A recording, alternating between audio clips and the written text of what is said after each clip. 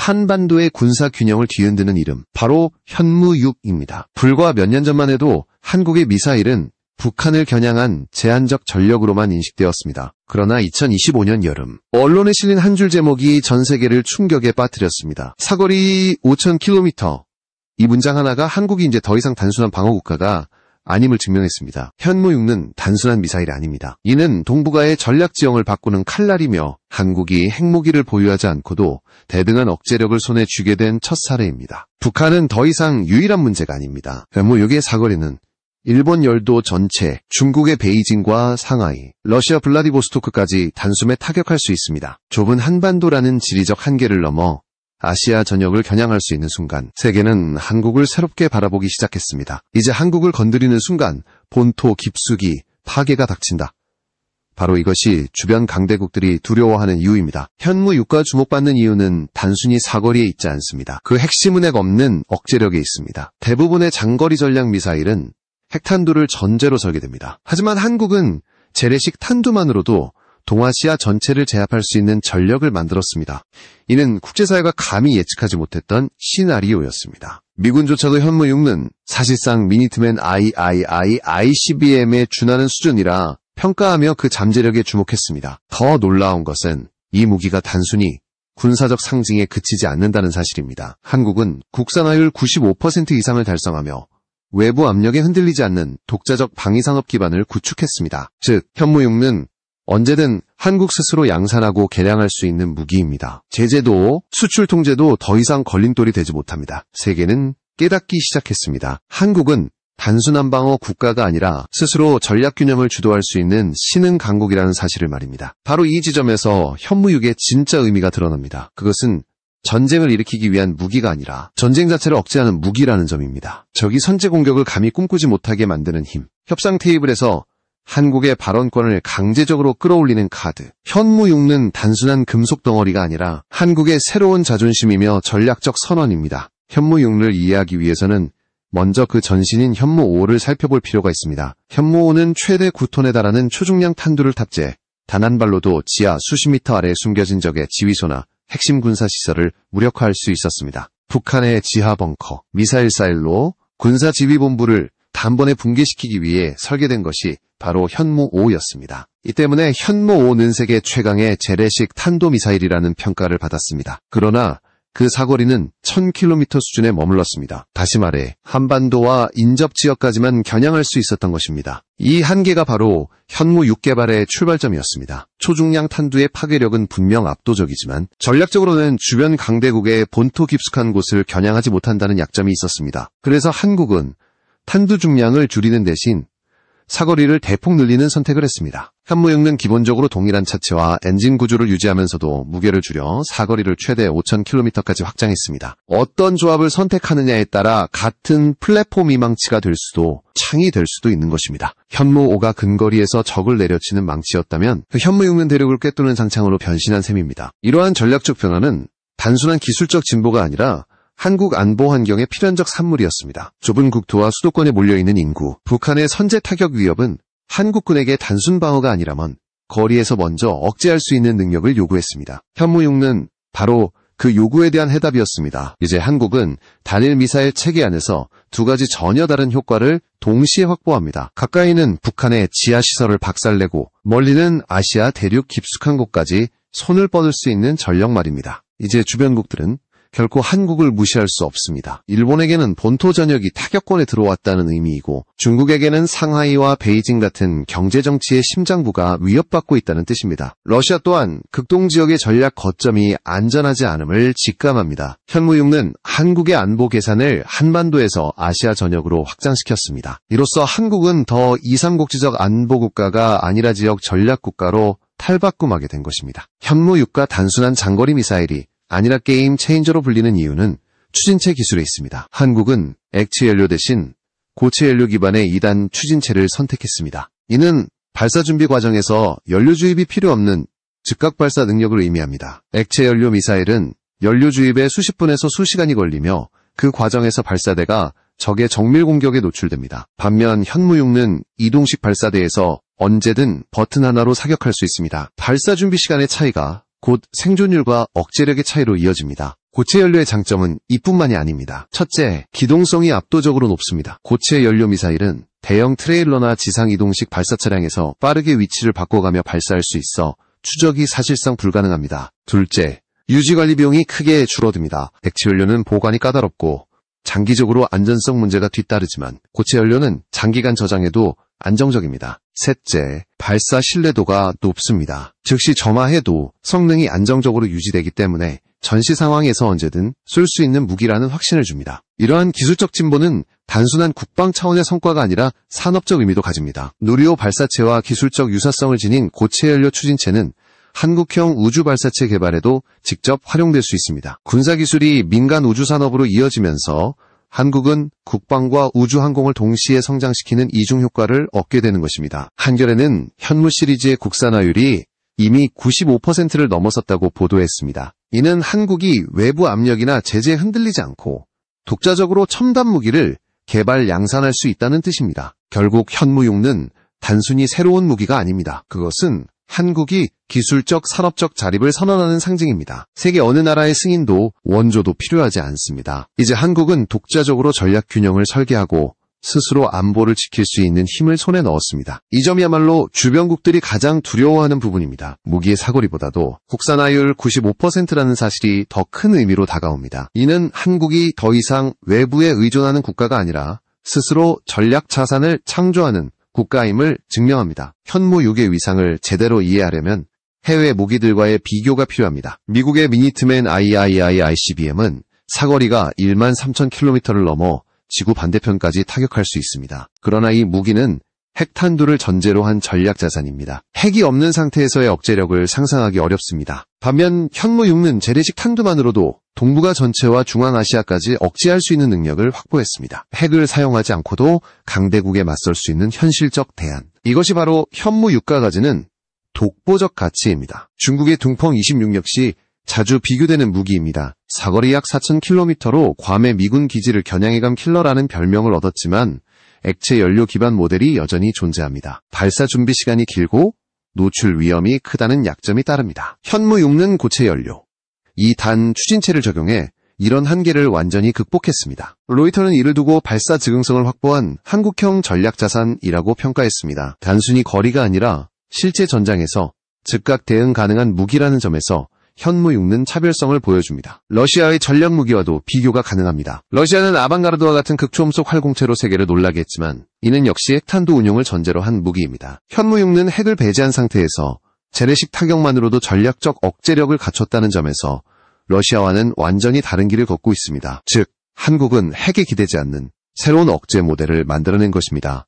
이와 같은 비교는 현무6의 전략적 의미를 더욱 분명히 보여줍니다. 미국은 핵을, 중국은 액체 연료를, 러시아는 극초음속 핵탄두를 택했습니다. 그러나 한국은 핵이 없는 대신 고체 연료와 재래식 탄두로 아시아 전역을 제압할 수 있는 수단을 완성했습니다. 이 독창적 조합은 한국을 핵 없는 전략 강국으로 끌어올리고 있습니다. 세계가 주목하는 이유는 단순히 신형 무기가 등장했기 때문이 아니라 군사사의 새로운 패러다임이 한국에서 시작되었기 때문입니다. 현무6의 등장은 단순히 군사기술의 진보가 아니라 외교적 지형을 뒤흔드는 변수로 작용합니다. 북한에게는 즉각적인 파괴의 공포를 안겨줍니다. 한 번의 도발이 곧 전면 파괴로 이어질 수 있다는 메시지는 북한의 모험주의적 행동을 억제하는 강력한 경고가 됩니다. 일본과 중국에게는 더욱 근본적인 압박이 가해집니다. 자국 영토 깊숙한 곳까지 언제든 타격당할 수 있다는 사실은 그들의 전략 계산을 근본적으로 바꿔놓습니다. 러시아 역시 극동지역의 군사 거점이 안전하지 않음을 직감하게 됩니다. 이렇게 형성된 억제력은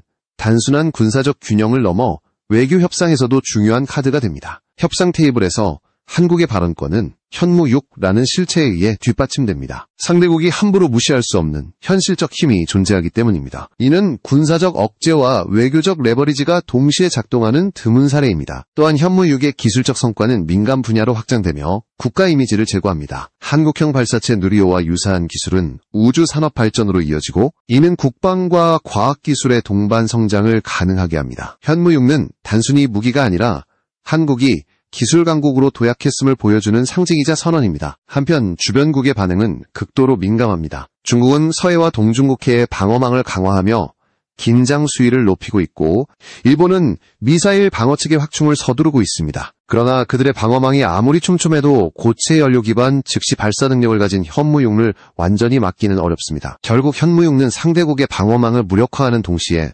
한국의 협상력을 극대화하는 도구로 자리 잡게 됩니다. 이제 한국은 방어에만 머무르는 나라가 아닙니다. 현무육은 한국이 스스로 전략 균형을 재편할 수 있는 능력을 갖추었음을 보여주고 있습니다. 이것이 바로 현무육과 단순한 무기, 그 이상의 의미를 가지는 이유입니다. 현무육의 등장은 끝이 아닙니다. 한국은 이미 극초음속 미사일 개발에 착수하며 또 다른 도약을 준비하고 있습니다. 극초음속 무기는 마하 5 이상의 속도로 비행하면서 기존 방어체계를 무력화하는 차세대 전략 자산입니다. 단순한 탄도 궤적이 아니라 변칙 기동과 활공을 통해 적의 요격망을 회피할 수 있기 때문에 사실상 막기 불가능한 무기로 평가됩니다. 이번 여름 한국이 설정한 광범위한 시험 공역은 이러한 극초음속 기술의 시험을 뒷받침하고 있습니다. 만약 현무계열의 탄도기술 위에 극초음속 비행체 기술이 더해진다면 한국은 전시에 상대의 지휘부와 핵심 자산을 초반부터 무력화할 수 있는 다층 공격 능력을 완성하게 됩니다. 이는 단순히 군사적 억제력을 넘어 전쟁 양상의 주도권을 한국이 쥐게 됨을 의미합니다. 특히 극초음속 무기는 잠수함이나 해군 함정에서도 발사할 수 있는 체계로 발전할 가능성이 있어 주변국에게는 상상하기조차 힘든 압박으로 다가옵니다. 이러한 기술 발전은 단순히 국방 차원에서 끝나지 않습니다. 반도체, 소재, 항공우주 분야에 축적된 경험은 내열 센서, 복합 소재, 정밀 유도 기술로 이어지며 한국의 미래 산업 경쟁력을 크게 강화합니다. 국방과 과학기술, 산업이 동시에 발전하는 선순환 구조가 만들어지는 것입니다. 현무육은 무기이자 산업자산, 동시에 국가적 자신감을 상징하는 존재입니다. 세계 군사 전문지들은 이미 한국을 없는 전략 강국으로 규정하기 시작했습니다. 재래식 무기만으로도 사실상 전략 무기 보유국의 위상에 올라섰다는 평가가 이어집니다. 이는 국제사회에서 한국의 외교적 발언권을 근본적으로 높이며 동북아 안보 질서 속에서 한국이 새로운 중심축으로 자리 잡게 만드는 힘입니다. 궁극적으로 현무육면 전쟁을 준비하는 무기가 아닙니다. 그것은 전쟁을 억제하는 무기입니다. 적이 감히 선제 공격을 꿈꾸지 못하게 만드는 힘, 협상 테이블에서 한국의 발언권을 높이는 카드, 그리고 미래를 향한 기술 강국으로의 도약을 상징하는 이정표. 현무육은 단순히 미사일이 아니라 한국이 만들어낸 자주국방의 결정체이며 아시아 전략 질서를 새롭게 쓰는 서막입니다. 현무육과 극초음속 미사일 개발 소식은 단순히 한국 내부에서만 화제가 된 것이 아닙니다. 국제사회 전반이 긴장하며 그 파급 효과를 면밀히 분석하고 있습니다. 미국의 군사 전문가들은 한국의 미사일 능력이 이미 자체 억제 체계를 완성했다고 평가합니다. 특히 미군은 동맹국이 핵에 의존하지 않고도 강대국을 억제할 수 있는 모델을 제시한 점을 주목합니다. 이는 미국이 오랫동안 추진해온 비확산 체제에도 긍정적인 사례로 작용할 수 있기 때문입니다. 한국은 핵 보유국이 아님에도 불구하고 스스로 방어할 수 있는 억제력을 확보했기 때문에 국제규범을 지키면서도 실질적 안보를 달성한 드문 사례가 된 것입니다. 반면 중국과 일본은 현무육을 경계하며 군사적 대응을 강화하고 있습니다. 중국은 둥펑 계열을 앞세워 군사력을 과시하지만 현무육의 즉시 발사 능력과 국산 화요를 따라잡기 어렵다는 점에서 불안감을 느낍니다. 일본 역시 미사일 방어체계 MD를 확충하고 미국과의 협력을 강화하고 있지만 현무육과 보여주는 속도와 사거리 앞에서는 방어망이 한계에 부딪힙니다. 결국 두 국가는 한국의 군사적 성장을 억제하기보다 장기적으로는 협상과 대화를 통해 새로운 균형을 모색할 수밖에 없습니다. 러시아 또한 극동지역에서의 입지가 위협받고 있음을 실감합니다. 블라디보스토크와 연해주 일대가 한국의 타격 범위 안에 들어왔다는 사실은 러시아로 하여금 한반도 정세를 단순히 주변 문제로 볼 수 없게 만듭니다. 과거에는 북한만을 의식하며 전략을 짰다면 이제는 한국 자체를 고려해야 하는 상황으로 바뀐 것입니다. 이는 한국이 외교 무대에서 더 큰 발언권을 확보하게 되는 배경이 됩니다. 국제군사동맹 차원에서도 현무육은 새로운 변수로 떠오릅니다. 한국은 미국과의 동맹을 유지하면서도 독자적인 억제 능력을 강화하고 있습니다. 이는 미국에게 긍정적인 동시에 복잡한 의미를 가집니다. 긍정적인 이유는 한국이 스스로를 방어할 수 있다는 점에서 동맹의 부담을 줄여주기 때문입니다. 그러나 동시에 한국이 독자적으로 전략 균형을 조정할 수 있다는 사실은 미국 입장에서 관리가 어려운 새로운 힘의 등장을 의미하기도 합니다. 따라서 한미동맹은 단순한 군사보호 관계에서 전략을 조율하는 대등한 파트너십으로 변화할 가능성이 커지고 있습니다. 현무육과 가져올 미래 전략 시나리오는 여러 갈래로 나뉩니다. 첫째, 한국은행 없는 전략 강국으로 자리매김할 수 있습니다. 이는 국제사회에서 군비 경쟁을 억제하면서도 자국 안보를 보장하는 새로운 모델이 됩니다. 둘째, 한국은 우주기술과 미사일 기술을 결합해 아시아의 우주 강국으로 도약할 수 있습니다. 군사기술의 민간 응용은 국가 경쟁력을 배가시키며 이는 단순히 국방을 넘어 경제 성장으로도 이어집니다. 셋째, 한국은 주변국과의 협상에서 전략적 주도권을 확보합니다. 상대국은 한국의 억제력을 무시할 수 없기 때문에 안보, 경제, 외교 모든 분야에서 한국의 입장이 더욱 존중받게 됩니다. 물론 도전도 존재합니다. 현무 6과 극초음속 무기 개발에는 막대한 비용이 소요되며 국제적 비난이나 외교적 압박이 뒤따를 수 있습니다. 그러나 한국은 이미 국산화율 95%를 넘어선 방산 기술력을 갖추었고 국민적 지지를 기반으로 자주 국방의 길을 걸어가고 있습니다. 더 이상 외부 압력에 흔들리지 않는다는 자신감이 현무6에 집약되어 있습니다. 결국 현무6는 단순한 무기가 아니라 선언입니다. 한국은 더 이상 주변 강대국의 그늘에 머무르지 않습니다. 스스로 전략 균형을 설계하고 독자적인 안보와 외교를 구축하는 주체로 거듭났습니다. 전쟁을 일으키는 무기가 아니라 전쟁을 억제하는 무기, 협상 테이블에서 한국의 힘을 보장하는 카드, 그리고 미래기술 강국으로의 도약을 이끄는 상징. 현무6는 바로 그 모든 의미를 담고 있는 한국판 종말병기입니다. 세계는 이제 한국을 다르게 부를 수밖에 없습니다. 핵 없는 전략 강국, 이것이 바로 현무6과 열어젖힌 새로운 시대의 이름입니다. 한국의 극초음속 무기 개발 과정에는 잘 알려지지 않은 비화가 존재합니다. 2022년 하반기 국가연구진 일부가 호주 사막지대를 방문해 장거리 로켓 모터 실험을 진행했다는 이야기가 전해졌습니다. 공식 발표는 없었지만 넓은 사막 지형은 국내에서 확보할 수 없는 환경이었고 이곳에서 얻은 데이터는 이후 서해 발사 시험에 직접 반영되었다는 분석이 나옵니다. 이는 한국이 단순히 이론 연구에 머무르지 않고 실제 글로벌 시험장을 활용하며 기술을 빠르게 성숙시켰음을 보여줍니다. 또 하나 주목할 점은 소재와 전자기술입니다. 극초음속 무기는 마하 5 이상의 속도로 비행하기 때문에 동체는 엄청난 열과 압력에 노출됩니다. 이 상황에서 내열 합금과 복합 소재, 초정밀 센서가 필수적입니다. 한국은 이미 세계적 수준의 반도체 제조 기술을 보유하고 있고 이를 기반으로 극초음속 환경에서도 견딜 수 있는 센서와 유도 장치를 자체 개발하고 있습니다. 이 점은 러시아와 중국 같은 기존 강대국과 차별되는 한국의 강점입니다. 단순히 따라가는 것이 아니라 첨단 산업 기반을 응용해 독자적 길을 걷고 있는 것입니다.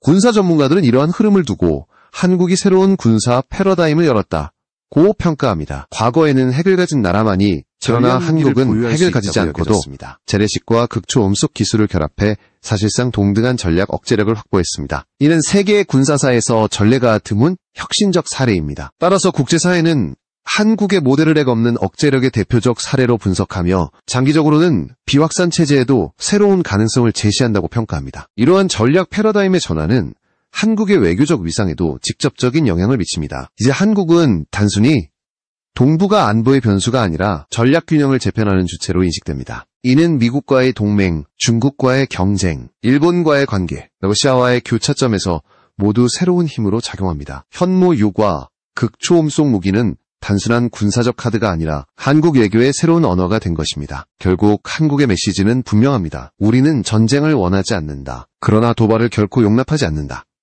현무6는 이 메시지를 실체로 증명합니다. 주변국은 이제 한국을 결코 과거처럼 다룰 수 없습니다. 더 이상 방어에만 머무는 국가가 아닌 스스로 균형을 만들어내는 전략 강국으로 부상했기 때문입니다. 이것이 현무6과 극초음속 기술이 만들어낸 진정한 변화.